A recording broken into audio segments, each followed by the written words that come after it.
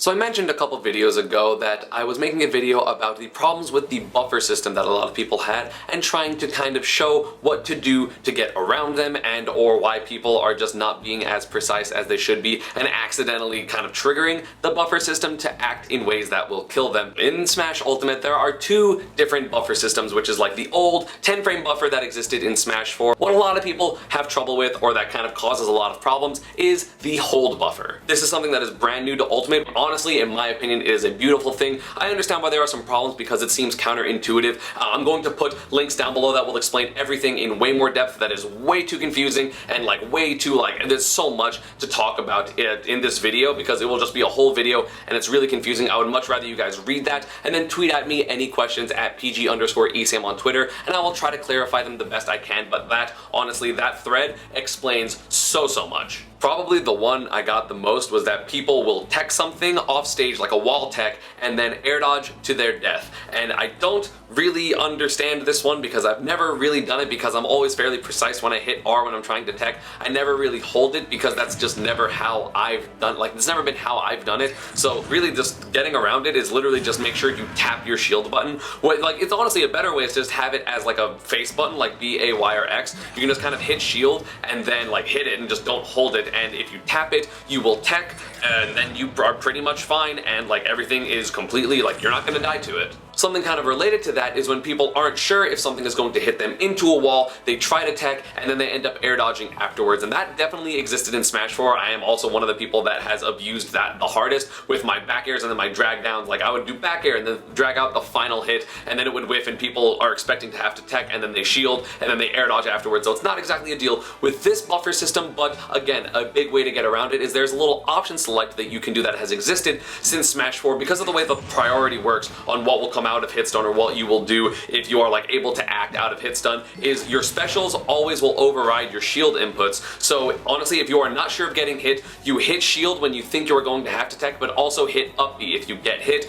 you will end up teching the wall and being fine and then using your up B afterwards. And if you don't have to tech, you will just do your special move that whatever you input, whether it's a side B, an up B, down B, whatever, you will get that move. So that is honestly very important. I utilize that often. Like I use it all the time because I'm just like not sure. I'm like, oh, I don't know if this move's gonna make me tech or not, and so I just kind of do both, and then I'm always fine. Like yeah, sometimes having to do both is annoying because maybe you don't want to up B, maybe you want to do an aerial, but at the same time, if I know that I'm going to be able to make it back and I'm not sure I have to tech, then I just option select with shield and attack, and I hope that the stage spike doesn't kill me because that's at fairly low percent. Otherwise, I should be somewhat certain that the move is going to hit me into the stage. I'm going to link to these other resources below because I want to make sure that you are able to watch them and understand them a little bit more in depth than what I am going in. So please check out all the links in the description below after this video is over as you are watching it because it will make things a lot more clear. A lot of people, including myself, have had problems with mashing out of things and getting accidental aerials or accidental special moves. And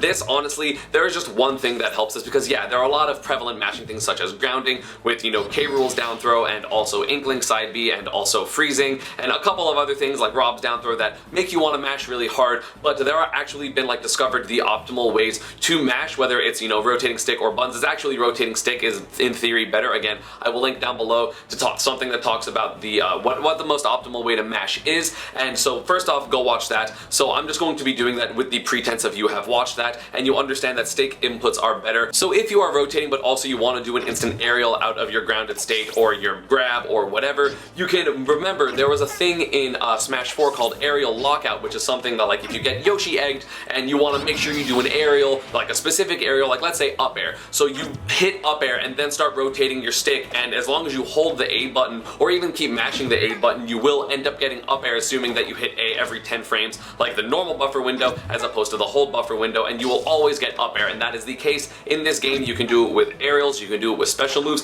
It is really important, and I actually just re-remembered that recently, so it's one of the reasons I have been a lot less upset. Like I found it out about a week before, or rather I re-remembered it a week before I made this tweet, so that is an incredibly important tech to make sure, and again I will link to that video down below, please watch it. So the aerial lockout is huge in my opinion because now you can get what you want. You have to make that decision very quickly without so you don't sacrifice the mashing time, but it is really important, really good. Now I can always get my up airs or my thunder if I'm trying to get greedy, or my quick attacks if I want to get out. Regardless of what it is, I know that I can do it because of that aerial lockout mechanic. Another thing that seems kind of weird, and I noticed this in like day 1 of Smash Ultimate, is if you are like drifting and then you directionally air dodge and then you kind of like let go of the direction, you will still do a roll once you land in that direction. And there's a couple of other ways to trigger it, but I don't exactly know. But that always seemed really weird, and it has honestly cost me games and cost me sets, and it's kind of like counterintuitive. It's so weird that that works the way because of the hold buffer, but a big way to get around it, a huge way to get around it,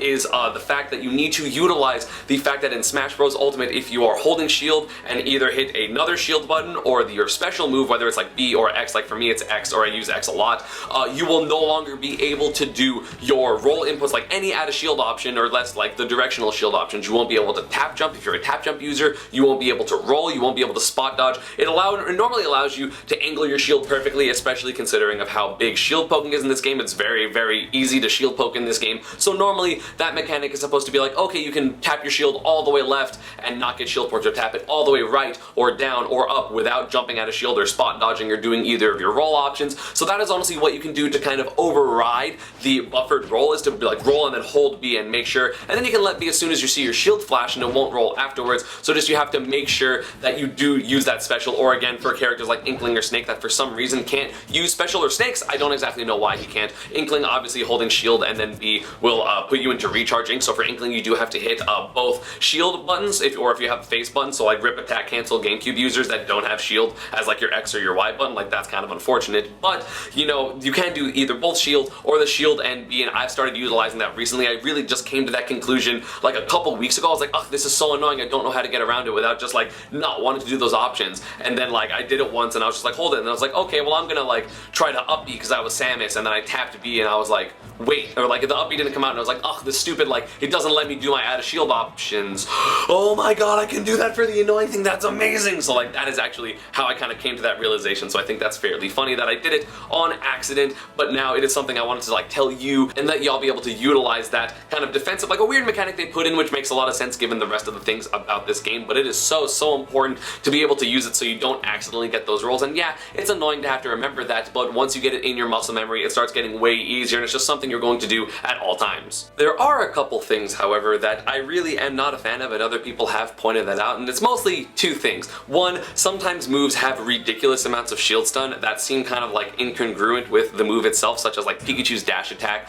Snake's up tilt, and things like that, and it makes it really hard to do your aerials out of shield, considering if you try to like do like, let's say, a forward air or a back air in order to try to punish it, or even a down air, you will end up getting rolls, or you know, like roll forward or roll backwards or spot dodge by accident because you inputted it just a little too early, and the roll will out prioritize the jump input for some reason. It just seems to happen a lot. I'm not really a fan of it, so it's kind of annoying, and I'm not like, it's bad, and I don't know how to get around it besides just memorizing everything on shield. Literally while recording the gameplay for this video, I actually figured out a way to get around this one, which is pretty much you just let go of shield if you know you can do a punish on like a really strong move. Let go of shield and input whatever, and you will never get the roll or the spot dodge because there's no longer a shield input. So here, there you go. You just need a little bit of testing, I guess. Another thing that seems kind of interesting is the fact that sometimes when you do aerials out of shield with the C stick and are holding a direction, it will actually use the directional input that you use like on your gray stick as opposed to your C stick input.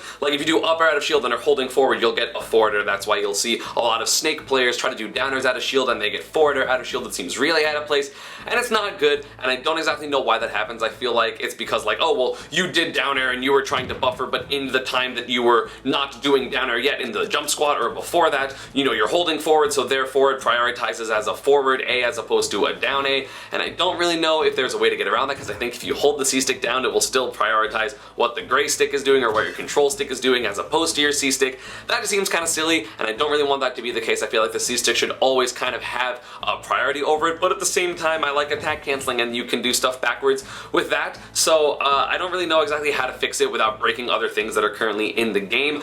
So it's just kind of a question mark, and it's a, hey, I guess be more careful and don't hold forward immediately, even if you have to, you know, like at the beginning of your jump squat, because blah. And honestly, a lot of the problems that people have with the buffer system isn't even with the hold buffer anymore. It's just like the old kind of buffer system where like, oh, I was trying to shield but I got hit and it was a weak move and so I air dodged afterwards, which like, that's just gonna happen with a 10 frame buffer, and there's not really a fix to that besides be better, or also like hopefully you're not holding a direction and you don't directionally air dodge and you can just recover anywhere. Like, yes, it's unfortunate, but it's one of those things that like I intentionally hit people when I think they're going to shield, or like I'll hit them with a weak move in a situation where I think they want to shield with like down tilt, let's say, and it'll slide them off stage and then air dodge, and then I can capitalize on it with a down air or just like an extended edge guard. I definitely abuse that a lot. And at the same time, a lot of people were complaining about the input lag of Smash 4 because it's like 8 frames or something like that. And yeah, I wish that was lower, but that has nothing to do with the buffer system, although in conjunction, like that combined with a 10-frame buffer system, or rather buffer window, can make things feel kind of sluggish, or things can happen, again, almost a quarter of a second later than you inputted them,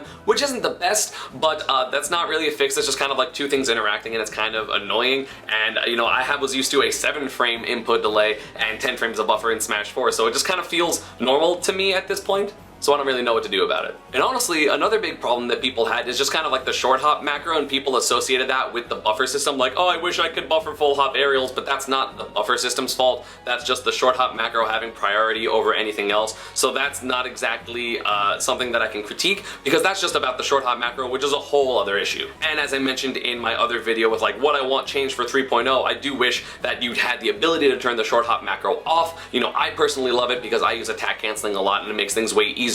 You know, sometimes like I definitely use it as a lot of characters for like buffering like up airs or forward airs, and it's really easy, but it's not for everyone, and I wish that we had the ability to turn it off. And yeah, that is going to be about it for this one. I hope you all enjoyed. I hope I answered most of your questions or most of your concerns when it comes to the buffer system. You know, I hope that you are able to understand it more because of all the links down below and all the footage that I showed. As always, social media, Panda, and partner stuff is down below. If you have any more questions, again, hit me up on Twitter. I will try to answer them as best as I can, or at least like catch my streams, and I'm always answering questions on stream, so I can definitely do that. And I will see you all next time.